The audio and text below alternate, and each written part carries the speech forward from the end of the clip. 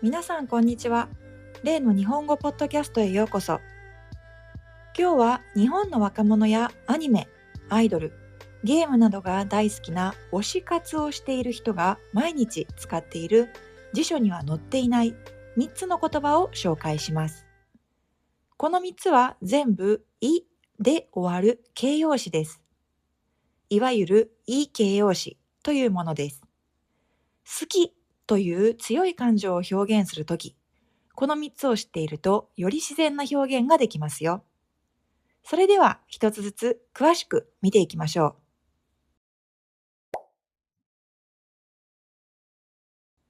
まず一つ目はメロいといういい形容詞です。もともとはメロメロというオノマトペから来ています。聞いたことはありますか？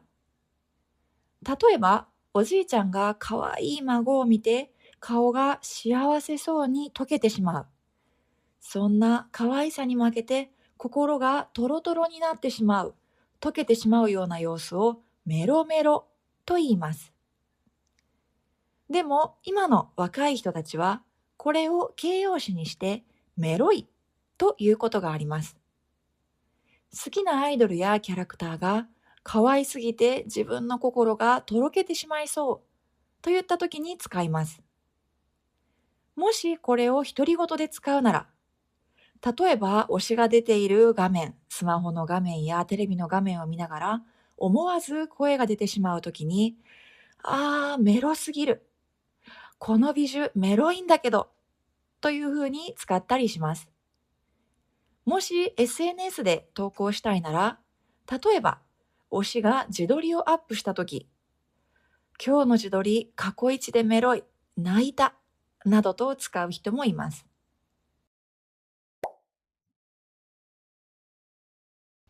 二つ目は、しんどいです。これは日本のドラマや映画、バラエティ番組をよく見る人は聞いたことがあるかもしれませんね。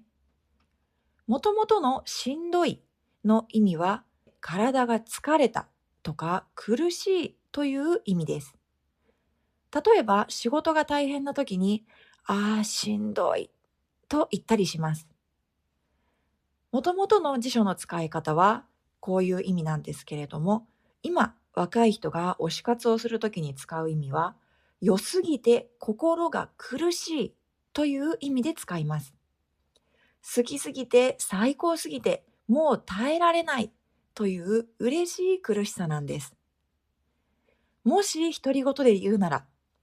例えば推しがすごくすごくいいとき、深いため息と一緒に、しんどいと使ったり、ドラマで推しがとってもかっこよかった時に、待って、今のシーンはしんどいって、などと使ったりします。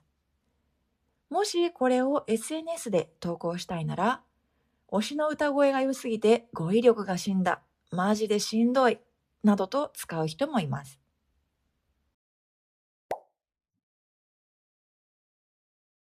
そして最後、3つ目は、尊いです。この尊いといういい形容詞は、もともと神様や仏様のようにとても価値が高くて尊敬すべきものに使う重くて美しい言葉です。でも今、推し活で若い人たちがこれをどのように使っているかというと、好きな人の存在そのものが素晴らしすぎて、生きていてくれてありがとうと感じるときに使います。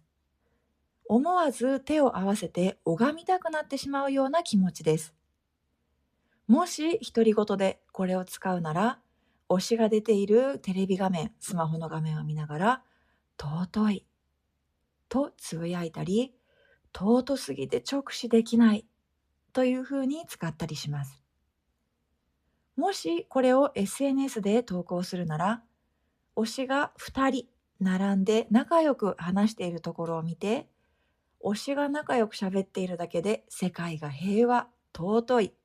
などと使ったりします。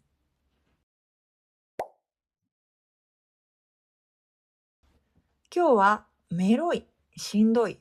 尊いという3つのいい形容詞を紹介しました。推しが良くてとろけるときはメロい。良すぎて自分の胸が苦しいときはしんどい。推しの存在がありがたくてありがたくて拝みたくなったときは尊い。どれも自分の心が好きという気持ちでいっぱいになったときに出る魔法の言葉です。皆さんは最近この3つの言葉を使いたくなるような出来事はありましたか？そんな推しに出会えていますか？ぜひコメント欄で皆さんの大好きなものについて今日覚えた言葉を使って書いてみてください。最後まで聞いてくださってありがとうございました。今日の動画はここまでです。また次回のエピソードでお会いしましょう。さようなら。